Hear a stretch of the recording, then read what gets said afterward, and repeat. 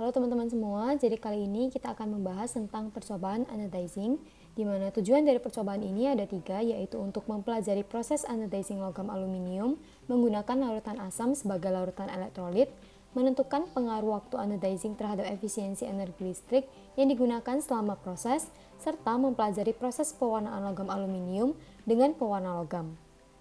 Anodizing sendiri merupakan proses pelapisan yang menerapkan prinsip elektrokimia, di mana tujuan dari dilakukannya proses anodizing adalah untuk mempertebal lapisan protektif alami pada suatu logam. Percobaan ini diawali dengan proses pelakuan mekanik pada logam aluminium, di mana logam aluminium sebelumnya dipotong menjadi bentuk persegi panjang, kemudian dilakukan proses pemerataan permukaan plat dengan menggunakan palu, dan diamplas dengan menggunakan kertas amplas.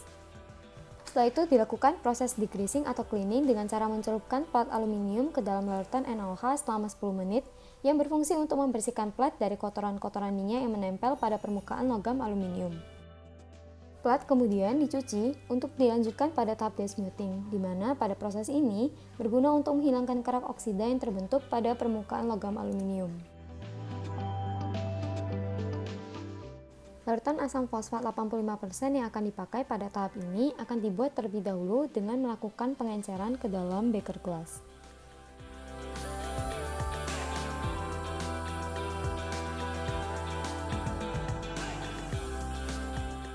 Larutan asam fosfat yang sudah diencerkan kemudian akan dipanaskan pada suhu 50°C.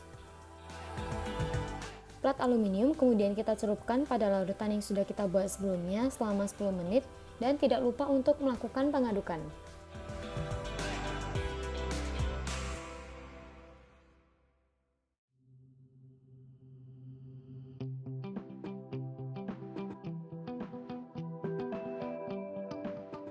Setelah proses pencelupan, kemudian plat aluminium dicuci lagi dengan air untuk selanjutnya dilakukan proses racking. Proses racking merupakan proses penataan benda kerja untuk memudahkan proses anodizing. Nah, proses anodizing ini merupakan proses penumbukan pori-pori pada permukaan logam aluminium dengan menggunakan larutan asam dan aliran arus listrik, di mana plat aluminium merupakan anoda dan larutan elektrolit yang digunakan dalam percobaan ini adalah H2SO4. Selain itu, dalam percobaan ini kita juga akan melakukan 2 variasi arus listrik dan percobaan akan dilakukan selama waktu yang ditentukan. Selama proses anodizing berlangsung, reaksi elektrolisis yang terjadi adalah reaksi reduksi dan oksidasi. Selama proses anodizing, perubahan suhu larutan harus dicatat untuk menentukan jumlah energi listrik yang terbuang sebagai energi kalor.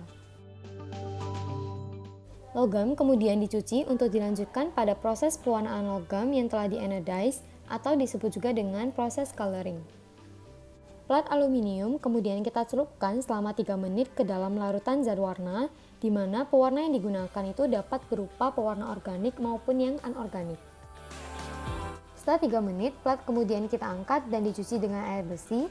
Setelah itu akan dilanjutkan pada proses terakhir yaitu sealing atau penyegelan logam aluminium. Proses ini dilakukan dengan cara memasukkan logam aluminium ke dalam air mendidih selama 3 menit.